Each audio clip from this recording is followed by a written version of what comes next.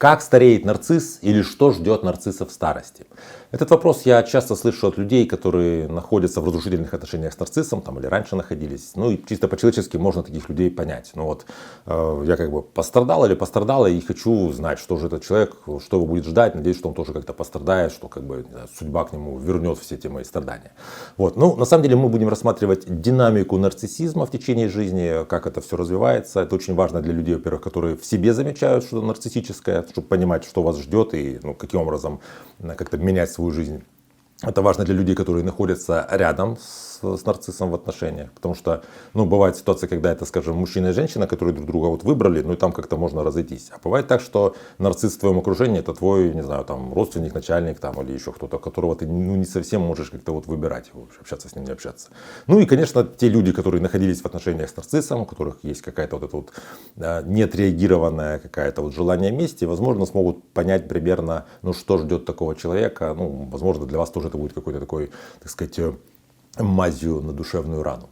Меня зовут Евгений Масеев, я психиатр и психотерапевт. Сегодня мы рассматриваем с вами динамику развития нарциссизма в течение жизни человека, с чего все начинается, чем все заканчивается.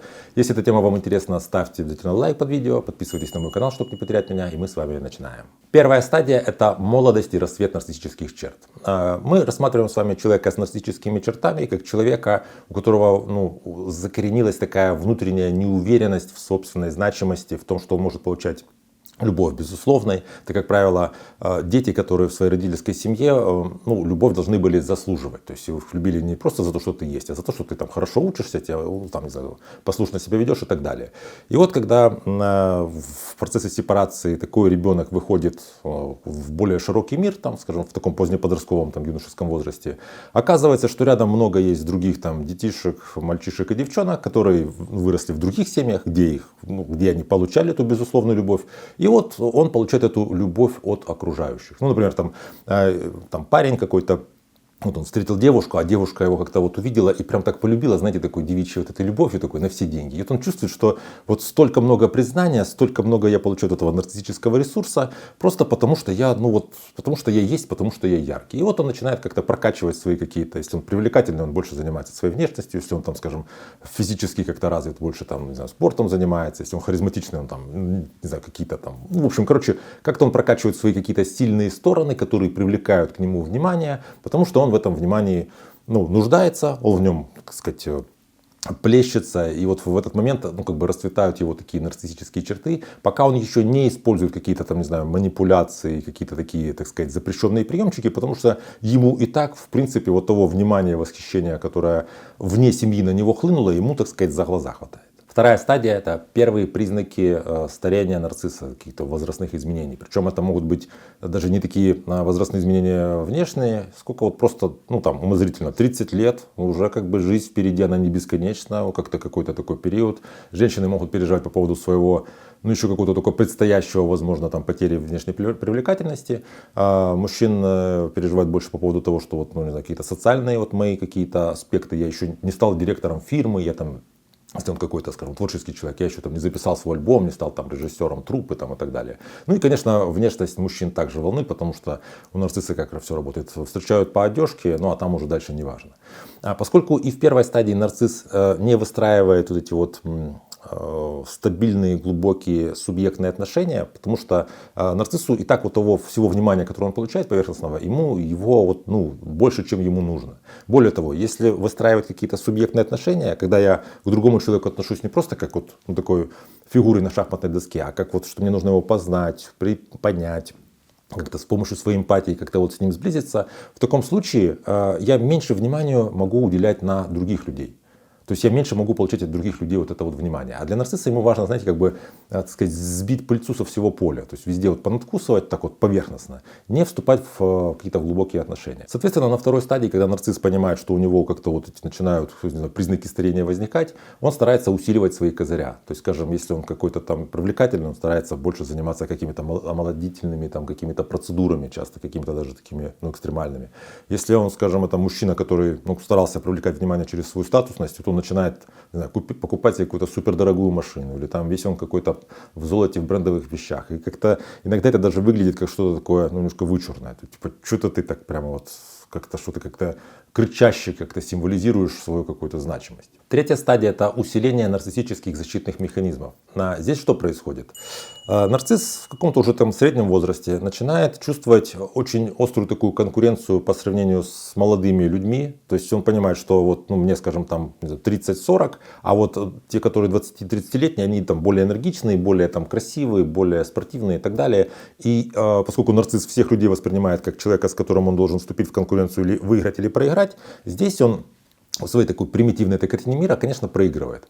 Он начинает по этому поводу стрессовать, он понимает, что его старение — это как будто бы вопрос его нарциссического низвержения вообще с этого его Олимпа, на который он когда-то забрался. И, конечно, для него это такая, он переживает экзистенциальный кризис. В этом месте он начинает усиливать свои вот эти вот нарциссические какие-то способы защиты, которые проявляются в обесценивании, каких-то агрессивных манипуляциях, проявлении агрессии, прежде всего, в случае с нарциссом, пассивной агрессии, но иногда это бывает такая агрессия и вполне себе не пассивная, а активная. То есть, грубо говоря, для того, чтобы нарциссу получить все-таки в себе внимание, он знаете, как хорошими делами, как старуха Шипокляк, прославиться нельзя, он не может больше, блистать рядом с людьми, которых он считает, по его такому внутреннему искаженному мировосприятию, более блистательными.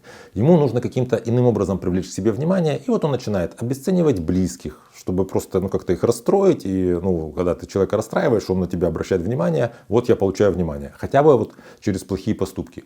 Он начинает манипулировать, виной, манипулировать, какими-то, как все манипуляции, это же такое искажение реальности. То есть он начинает воздействовать, как правило, на тех немногих близких людей, которые рядом с ним есть, для того, чтобы просто как-то их обеспокоить, как-то их задеть, как-то их ранить и в ответ получить внимание.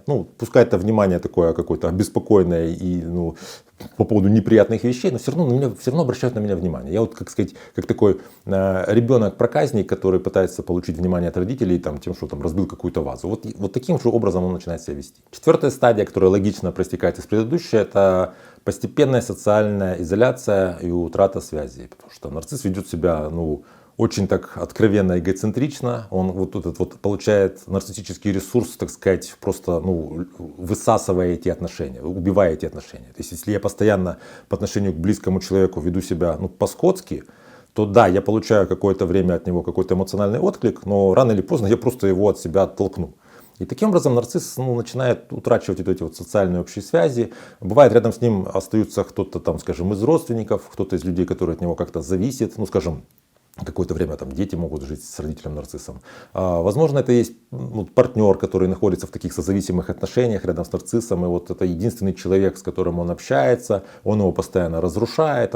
Мужчина свою женщину, которая по каким-то причинам не может от него уйти, или не хочет, или у него все очень сложно. И в такой ситуации эта четвертая стадия нарцисса заключается в том, что когда он не имеет уже достаточного количества этого внимания и восхищения от окружающих, часто эти нарциссы уходят в какое-то такое фантазирование, прожектерство. Они пишут какие-то раньше книги писали, сейчас посты, он что-то такое начинает себе придумывать. Он уходит немножко в такой мир собственных каких-то переживаний и фантазий, где он такой всеми отвергнутый, возможно, или он всеми не понятый, или просто он, его гениальность просто невозможно доказать в современном мире, потому что она настолько вообще авангардная, что просто мир еще до этого не дозрел. То есть он может уходить в какие-то собственные такие внутрипсихические попытки фантазировать о том, насколько он значим, велик и любим. Но в социальной его связи, реальные его социальные взаимодействия, они просто таят. Пятая стадия, финальная, это кризис идентичности и эмоциональная нестабильность. Это